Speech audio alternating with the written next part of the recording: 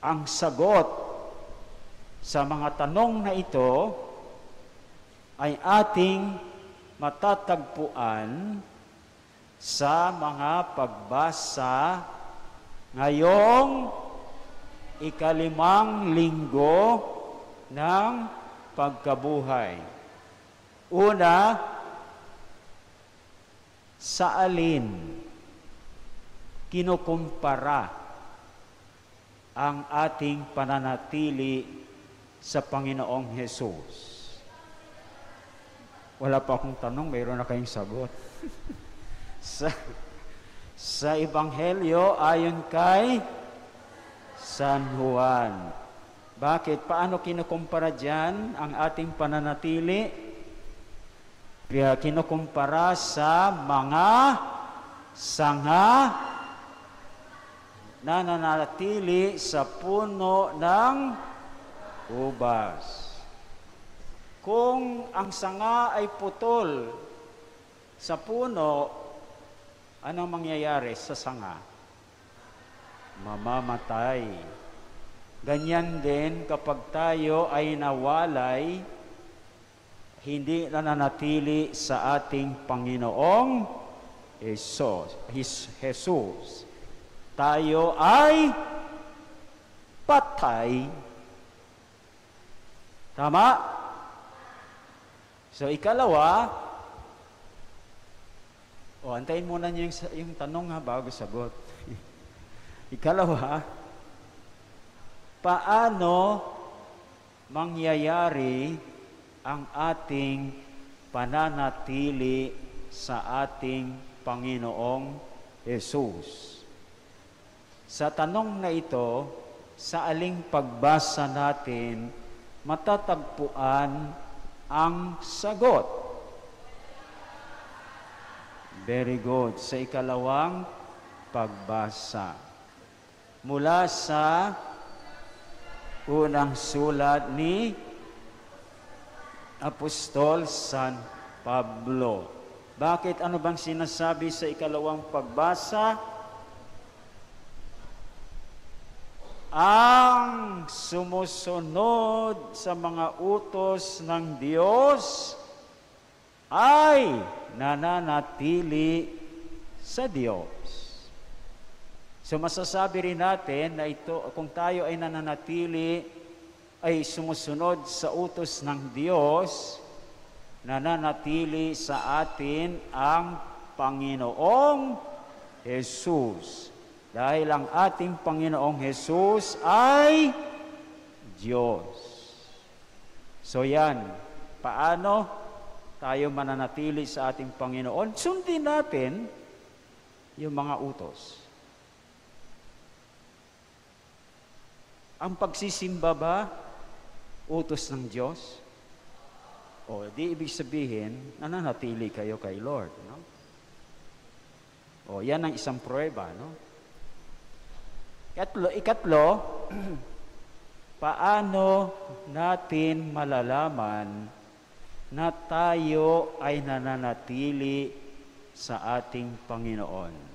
So sa tanong na ito, sa aling pagbasa, tingnan ko nga yung area 4, sa aling pagbasa matatagpuan ang sagot? Ako, natahimik yung area 4. Area 5, tahimik din. Sa Ebanghelyo ayon kay San Juan. Bakit? Ano bang sinasabi dun sa Ebanghelyo? Kung nananatili kayo sa akin at nananatili sa inyo ang mga salita ko, hingin ninyo ang maibigan ninyo at ipagkakaloob sa inyo. Kaya kapag tayo ay may kahilingan sa Panginoon at ipinagkaloob sa atin, ibig sabihin lamang nun na tayo ay nananatili sa Panginoon. Amen?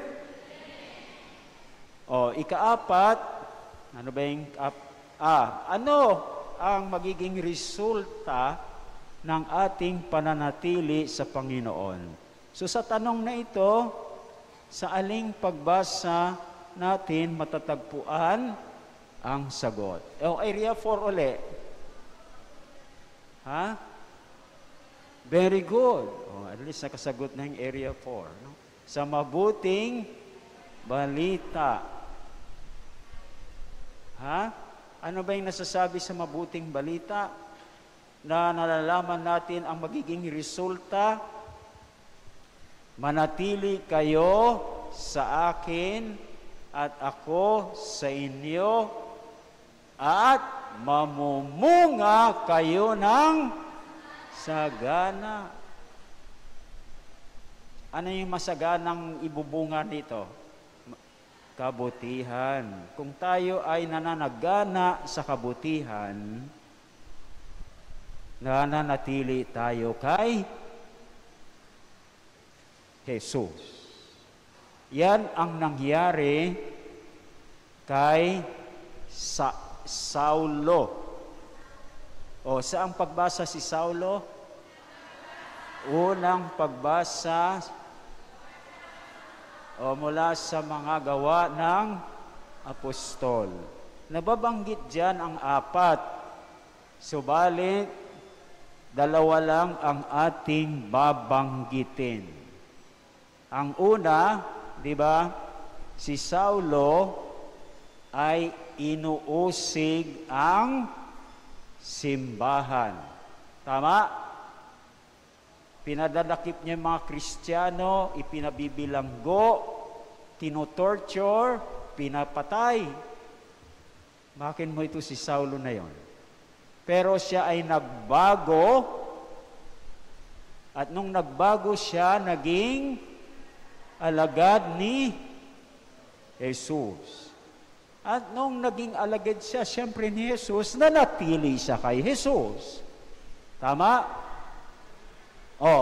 Anong mga ibinungang masaganang kabutihan ang nangyari kay Saulo? Very good. Buong tapang na nangaral sa pangalan ni Jesus sa Damascus, gayon din sa Jerusalem. Ganyan kung tayo nananatili kay Jesus. Nagkakaroon tayo ng tapang.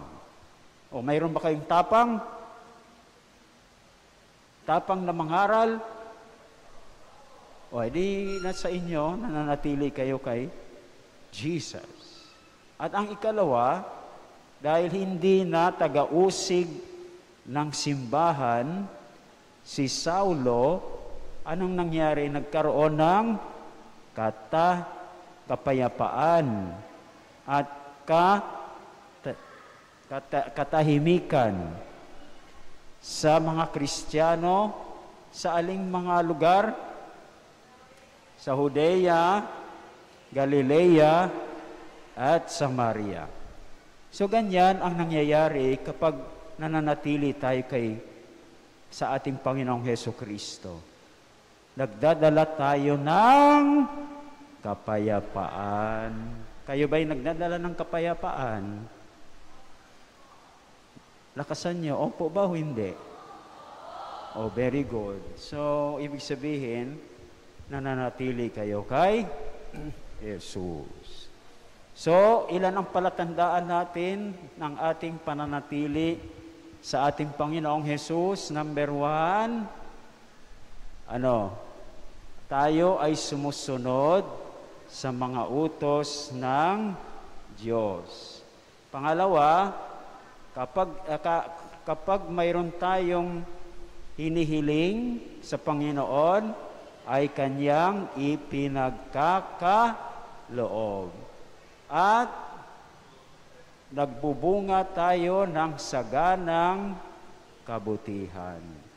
So ang tanong mga kapatid, kayo ba'y sumusunod sa utos ng Diyos? Very good. Kayo po ba ay kapag kayo ay nananalangin, ipinagkalooban ng Diyos ang kahilingan ninyo? Opo.